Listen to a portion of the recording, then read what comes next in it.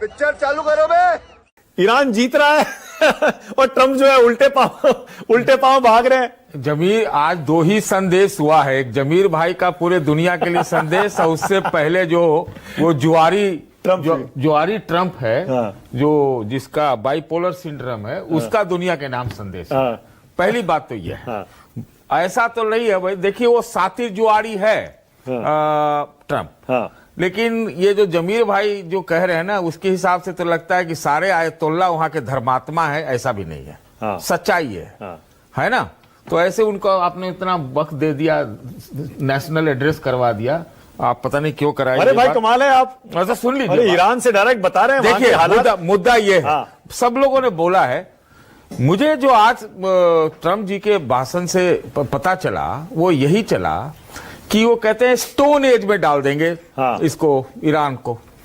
तो स्टोन में तो रहते ही है, तो स्टोन एज में डालेंगे किसको?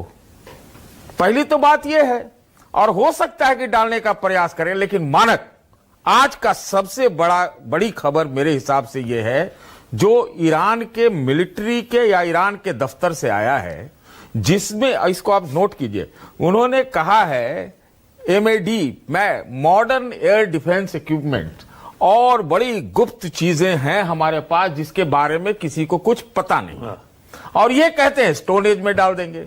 तो क्या हम कुछ ऐसा देख रहे हैं कि अंत में, मुझे नहीं पता, यूरेनियम का बता रहे थे 60%, आधा किलो, 5 किलो, 1.5 किलो यूरेनियम से कुछ होता है क्या? डर्टी बॉम्ब बनता है, बनता है क्या? बन सकता है। तो क्या वो ईरान ने आज वो बात कही है क्या? मैं यही आपको लाना चाहता था यहाँ पे। तो कहां हम बढ़ रहे हैं? हाँ। देखिए, तेल के राजा ने, जो सातिर है, तेल का सातिर जो है, उसने दुनिया का तो तेल कर दिया मानक जी, और अपने तेल का राजा बन बैठा, पूरे दुनिया को कह रहा है हॉर्मुज से हमारा कोई मतलब नहीं, अमेरिका का तेल लो, यही कह रहा है ना। तो और ये भी कह रहा है दुनिया जाए तेल लेने। कौन देगा, कितनी कीमत में देगा? यहां से तो आसानी से आ जाता था। हाँ। ये क्या सुन रहा हूं मैं? तो तेल का राजा में आपको याद होगा, देखिए ट्रम्प को 2 शब्दों से इस पर बहुत अच्छा बोलते हैं वो, जो अपने डिप्लोमेट साहब हैं, हाँ, उसको 2 शब्दों से बहुत प्यार है, हाँ। बेबी और बीबी। ये जो ट्रम्प है ना, हाँ। बेबी और बीबी, और बेबी बोलेंगे तो वो हंसने लगेंगे। हाँ। तो वो जो है, ये दोनों का जो उसका प्यार है, भाषण समझ में आया आपको? एड्रेस टू द नेशन कुछ समझ में आया? वो डिमेंशिया का शिकार है, बाइपोलर है, और इसीलिए मैंने कहता हूं कि वो सातिर है। सातिर जब हो जाता है और उसको इस तरह का वो बात, कहते कुछ है और करते कुछ है, फिर पीछे से ये उनको पता भी नहीं कि वो क्या करते हैं। या उनका एक लाइन जरूर है, वो प्रॉपर्टी डीलर बहुत बढ़िया है। मैंने आपसे पहले भी कहा था, जो नारा दे के आया कि ड्रिल बेबी ड्रिल, और आज उसने क्या कहा अपने भाषण में कि हम तेल के राजा हैं, यही कहा। पूरा दुनिया रंग की तरह तेल हमसे ले, तो उसको न हॉर्मुज से मतलब है, न ईरान की तबाही भी वही करेगा।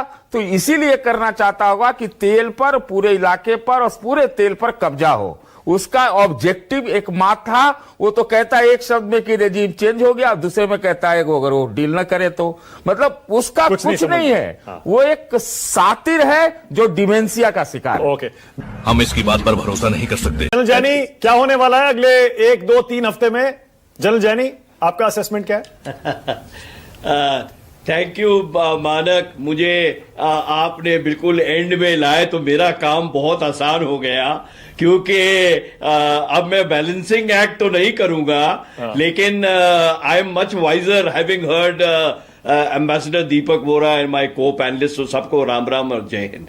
देखिए, पहले तो मैं 1-2 फैक्ट्स को फ्लैग कर दूं।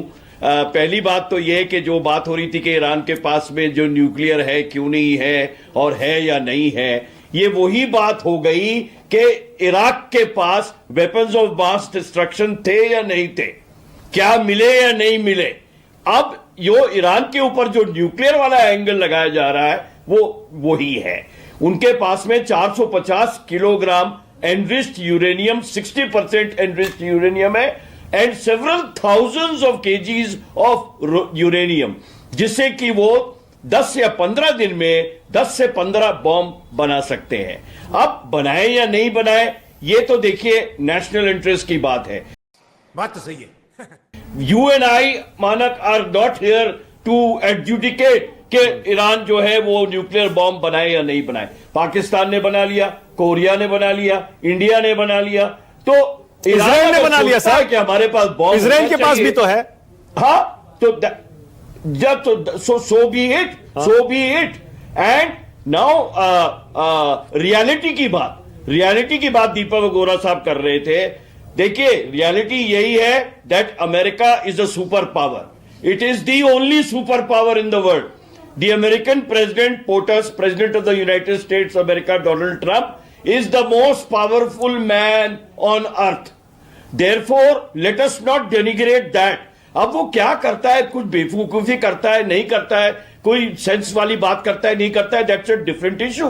पिछले एक हफ्ते से हम लोग यही डाइकोटमी को वर्कआउट कर रहे हैं रिपीटेडली, और आपके चैनल पे रिपीटेडली और सो मेनी अदर चैनल। अभी ये बोला, कभी कुछ बोला, सुबह कुछ बोला, शाम को कुछ बोला। जो कंजर्वेटिव एनालिस्ट हैं, जो जियोपॉलिटिकल वॉचर्स, स्ट्रेटेजिक वॉचर्स हमारे जैसे, हम भी कंफ्यूज रहे इसमें। मैंने इसमें कंफ्यूजन से निकलने की कोशिश करी और मुझे टाइम दीजिए वो बताने के लिए आपको कि मैं कैसे निकला। इस कंफ्यूजन से मैं निकला क्योंकि हमें सिखलाई ये मिली है बचपन में और आर्मी में कि जब मैटर कंफ्यूज हो जाए, please think out of the box, please think, line से हट के कुछ सोचिए। तू समझा? जब हम लाइन से हटके हमने सोचा तो हमें लगा कि ये तो बेवकूफी नहीं है, ये झूठ नहीं है, ये कॉन्ट्रडिक्शंस नहीं है मानक, ये एक स्ट्रैटेजी ऑफ एम्बिग्विटी है, स्ट्रैटेजी ऑफ एम्बिग्विटी। मैं इसको फिर बोल रहा हूं कि सबको कंफ्यूज रखो, ऐसा कंफ्यूज रखो कि किसी को पता ही ना हो कि हम करने वाले क्या है, and by time to do what we want to do. Now therefore let us not denigrate कि ये देखिए, ट्रंप जो है, he is not a politician, he is a businessman, he is a money magnet. अब आप वो एक statement करते हैं, शेयर डाउन हो जाते हैं, दूसरा स्टेटमेंट करते हैं, शेयर फिर अप हो जाते हैं। उनके जो लोग हैं वो इस बीच में अपना पैसा बना लेते हैं, फिर वो स्टेटमेंट करते हैं, फिर शेयर डाउन हो जाते हैं, फिर स्टेटमेंट करते हैं, फिर ये गेम चल रहा है। Late us not oversee this. This is the game that is going on, this ambiguity. और रही बात कि वो अटैक करेंगे नहीं करेंगे, मैं आपके क्वेश्चन पर आता हूं अब कि क्या ट्रंप जो है कुछ बड़ा करने वाले हैं? डेफिनेटली ट्रंप इतना जिद्दी और इतना गरूरदार आदमी है कि वो मार खा के नहीं निकलेगा, वो अपना मुंह काला करके यहां से नहीं निकलेगा। वो भले ही हार के निकले, वो बात और है। अफगानिस्तान से हार के निकले, इराक से हार के निकले, वियतनाम से हार के निकले, इराक से हार के निकले, हर जगह से ये हार के निकले। 1942 से लेके अभी तक अमेरिका ने कोई भी वॉर जीती नहीं है मानक, ये इतिहास गवाह है इस बात का।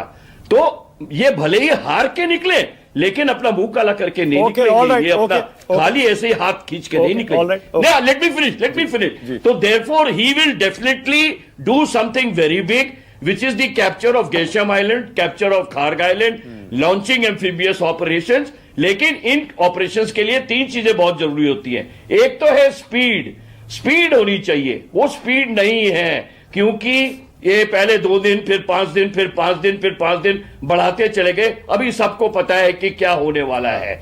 दूसरा है आपका सरप्राइज, मेन चीज surprise. There is no surprise, Mana. The Iranians have been preparing for this since last 47 years. उनको मालूम है, 1979 से उनको पता है ये दिन आने वाला है। और ईरान की क्षमता को हम कम न समझे, उनकी जो ability to withstand pain and loss is much more than the ability to inflict the pain and loss. Therefore, the only thing which America has got is the preponderance of power, right, which is called shock action. Okay. वो shock action अपने वो marine expedition okay, अब एक second रुकिएगा Jain साहब, एक second से दे देंगे। जी, एक सेकंड रुकिए। पता लगा कि यूएस गया सरप्राइज करने, उल्टा सरप्राइज हो गया।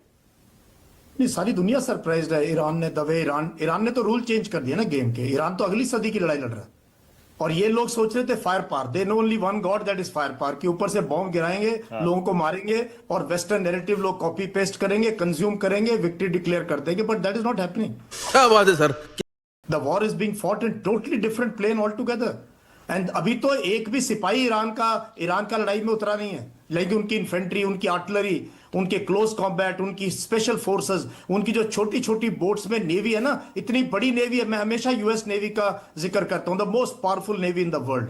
वो दुनिया की सारी नेवीज को अकेले हरा सकता है, लेकिन हिम्मत नहीं है स्ट्रेट ऑफ हॉर्मुज में किश्ती उतार दे। आओ तो सही ना, बुद्धि से उतारो माना, 5-7 बुद्धि- शिप। बुद्धि अरे सर से लेके आओ 2-4 शिप्स ना स्ट्रेट ऑफ हॉर्मुज में, क्लियर कर दो हॉर्मुज को। इट्स इम्पॉसिबल, बिकॉज वो छोटी, आप देख लेना जेरार्ड फोर्ट का क्या ये हाल है। भले ही टेक्नोलॉजी, आइलैंड हाई के एंड ऊपर लैंड कर टेक्नोलॉजी, जाए, भले ही इन आइलैंड्स को कैप्चर कर ले, ग्रेशम आइलैंड, लिटिल टोंक, बिगर टोंक, ये आइलैंड भले ही कैप्चर कर ले, खार कैप्चर कर ले, इनको होल्ड करना बहुत मुश्किल होगा। absolutely. They will not be able to hold these island. वहां पे रहेंगे कैसे? क्योंकि जो सदर्न कोस्ट है आपकी ईरान की, वो माउंटेनस है, पहाड़ी है। वहां से पूरा के पूरा ये आइलैंड के ऊपर the Iranis are dominating these island by fire and by observation. There is no way that Absolutely. General Moore, complete करिए जल्दी से। जी, जनरल मोर कंप्लीट करिए। I'll just complete हाँ। कि अब जो जिस तरीके की लड़ाई का अंदेशा है आने वाले दिनों में, ये बहुत डिफरेंट किस्म की लड़ाई होगी। अगर इन्होंने एम्फीबियस ऑपरेशन, जिसके लिए आई एम श्योर डिस्कशन हो रहे हैं, अभी तक बम गिराने ऊपर से डाल सकते, बटन दबाना है और जाके बियर पीनी है उसका, उनको कोई फर्क नहीं पड़ता नीचे कौन मर रहा है, वो किस देश के हैं, कैसे लोग हैं, उनको कोई फर्क नहीं पड़ता। You are right bro.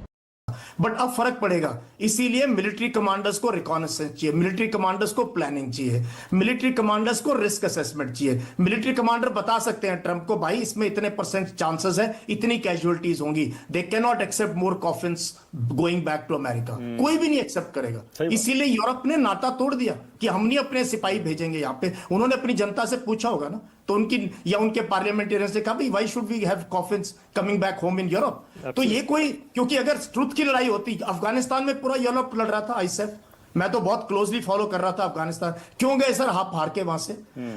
Iraq में पूरे के पूरे यूरोपियन पावर्स इन्वॉल्व थे, टैंक जा रहे थे, 100 किलोमीटर एक दिन में टैंक करता था, कोई अपोजिशन नहीं था। यहां क्या करोगे आप? ज्योग्राफी फेवर्स ईरान, एंड उसके अलावा फिर फाइटिंग स्पिरिट है लोगों की। उसके अलावा उन्होंने अपने आप को बिल्ड किया। क्या करेगा कमजोर? क्या करेगा? How does a weak nation fight? Weak not psychologically, weak not in fighting spirit, weak in weaponry, weak in air force. उसको चाहिए एयरफोर्स, उसकी एयरफोर्स का काम ड्रोन और मिसाइल कर रहे हैं, and they will continue. They have unending this roll out of drones. अब तो उनके ड्रोन अमेरिकन कॉपी करके यूज कर रहे हैं। लेटेस्ट ये भी है कि शाहिद ड्रोन है उनके, सस्ते भी है बताते हैं, और वो बड़ी बड़ी मिसाइलों को नुकसान कॉपी कर रहे हैं अभी। वेस्टर्न कंट्रीज भी उसको कॉपी करके ड्रोन, ईरान। सो ईरान ने प्रूफ तो कर दिया है, मानेगा एक चीज कि साइंस, टेक्नोलॉजी और आत्मनिर्भरता क्या है। हमें काफी कुछ सीखना है इस लड़ाई से, ऐसे फौजी, ऐसे नेशन। ये बड़ी अच्छी बात कही आप। देखिए, मोर साहब से, जानी साहब से, इन दोनों से तो ईरान वाले भी कुछ सीख सकते हैं, क्योंकि 1971 में भारत भी एक ऐसा देश है जिसने अमेरिका को बुरी तरह से हराया था। सही कह रहे हैं। हराएंगे, और जब मौका मिलेगा भारत हमेशा सरप्राइज करेगा। ईरान की जो कल्चरल स्ट्रेंथ है ना, कल्चरल स्ट्रेंथ है, मैं एक बात कहना चाहता हूं कि जो ईरान की कल्चरल स्ट्रेंथ है 7000 साल पुरानी है। आज भी वो छाती पीट पीट के बोलते हैं, हाय हसन हम न रहे, हाय हसन हम न रहे। उनको शहादत की जो है आदत है एक किस्म की। तो वो 2, 4, 6, 8 उन्होंने अपने आदमी मार दिए, 40,000 उन्होंने अपने आदमी मार दिए, to stay in power, to stay in the earth.